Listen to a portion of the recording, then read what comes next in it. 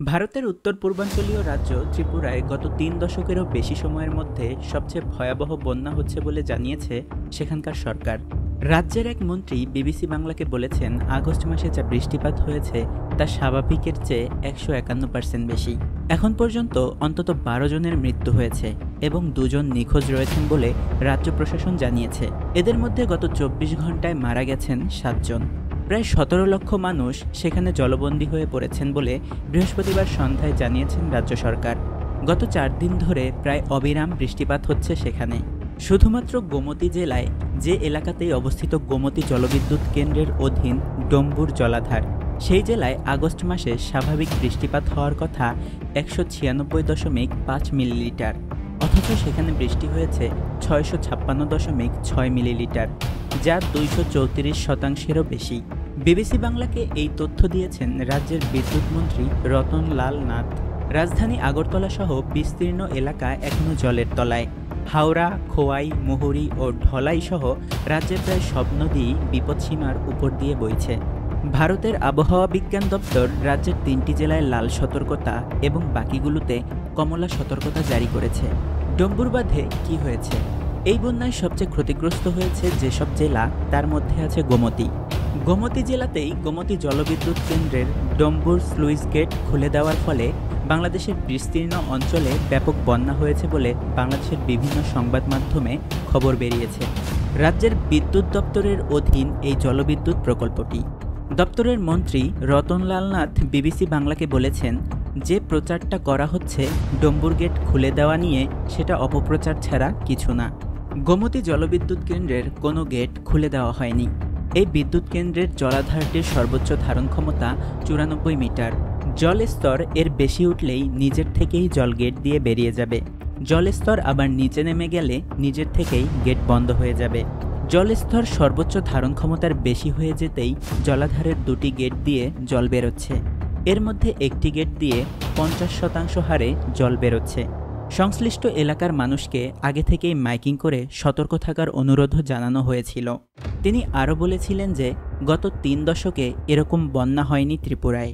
তার কথায় ১৯৯৩ সালের ২১শে আগস্ট ত্রিপুরার সাব্রুমে একদিনে ২৪৭ মিলিমিটার বৃষ্টির রেকর্ড ছিল, আর এবছর ২০শে আগস্ট একদিনে বৃষ্টি হয়েছে ৩৭৫.৮ মিলিমিটার।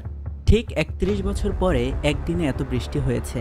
পুরো মাসের হিসাব যদি দেখি, আগস্ট মাসের ২১ দিনে স্বাভাবিক বৃষ্টি হওয়ার কথা ছিল ২১৪ মিলিমিটার, সেখানে বৃষ্টি হয়েছে ৫৩৮.৭ মিলিমিটার, অর্থাৎ ১৫১% বেশি।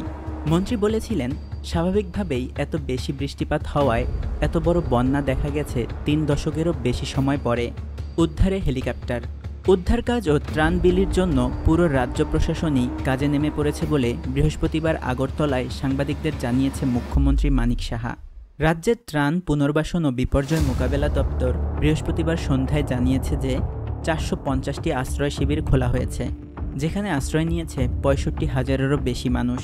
মুখ্যমন্ত্রী জানিয়েছেন যে উদ্ধার কাজের জন্য ২টি হেলিকপ্টার নিয়ে আসা হচ্ছে।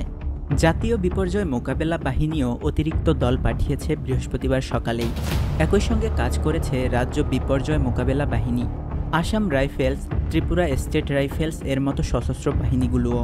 বৃহস্পতিবার ও শুক্রবারেও রাজ্যে ভারী থেকে অতি ভারী বৃষ্টি হওয়ার সম্ভাবনা এবং কোথাও কোথাও বজ্রসহ বৃষ্টির সম্ভাবনা রয়েছে বলে সতর্ক করেছে ভারতীয় আবহাওয়া বিজ্ঞান দপ্তর। ওই দপ্তর এক বিবৃতি দিয়ে বলেছে যে বাংলাদেশের উত্তরাঞ্চলে সৃষ্ট নিম্নচাপের কারণে বৃহস্পতিবার ত্রিপুরা ও মিজোরামের কিছু এলাকায় অতি ভারী বৃষ্টিপাত হতে পারে এবং ফ্ল্যাশ ফ্লাডেরও সম্ভাবনা রয়েছে উত্তর পূর্ব ভারতের বেশ কয়েকটি রাজ্যে। সিকিম থেকে নেমে আসা তিস্তা নদীতেও জলস্তর বিপজ্জনক বলে বাংলাদেশের নানা সংবাদ মাধ্যমে জানানো হচ্ছে। তবে পশ্চিমবঙ্গের উত্তরাঞ্চলীয় নদী বিশেষজ্ঞ এবং ওই অঞ্চলে পরিবেশ সংরক্ষণের সাথে যুক্ত রাজ বসু বলেছেন যে সিকিমে ২ দিন আগে একটি বড়সড় ভূমিধসের ঘটনা হয়েছে, তবে নদী অববাহিকায় ব্যাপক বৃষ্টিপাত হচ্ছে না। তার কথায়, কোনো দিন বৃষ্টি হচ্ছে, আবার কোনো দিন রোদ উঠছে, ফলে ভূমিধসের সম্ভাবনা বেড়েছে, কিন্তু এখনও কোনো বিপদ সংকেত দেখানো হয়নি নদী অববাহিকা অথবা গজলডোবা ব্যারেজে। রাজ্য সরকারের সেচ দপ্তরের সূত্রে বলা হয়েছে যে গজলডোবা এবং কালিজোড়া তিস্তার উপরে এই দুটি বাঁধে জলস্তর স্বাভাবিক রয়েছে। বৃহস্পতিবার দুপুর 12টায় গজলডোবা দিয়ে 1045.92 কিউমেক জল ছাড়া হয়েছে এবং কালীজোড়া বাঁধ থেকে একই সময়ে 1027 কিউমেক জল ছাড়া হয়েছে বলে ব্যারেজ কর্তৃপক্ষের সূত্রগুলো জানিয়েছে। তবে রাজ বসু বলেছিলেন, তিস্তার সমস্যাটা অনেক দীর্ঘমেয়াদী। গত বছর অক্টোবর মাসে গ্লেশিয়াল লেক আউটব্রাস্ট ফ্লাডের ফলে যে বিপুল পরিমাণ পাথর, মাটি, ধ্বংস হয়ে যাওয়া বাড়িগাড়ি বা অন্যান্য স্থাপনা তিস্তা দিয়ে নেমে এসেছে, সেগুলো নদীবক্ষেই জমে আছে। এর ফলে নদীবক্ষের গভীরতা কমে গেছে। কিছুটা বেশি বৃষ্টি হলেই নদীর পাড় ছাপিয়ে যাচ্ছে। কিন্তু ঠিক এই মুহূর্তে সেই অবস্থাটা নেই।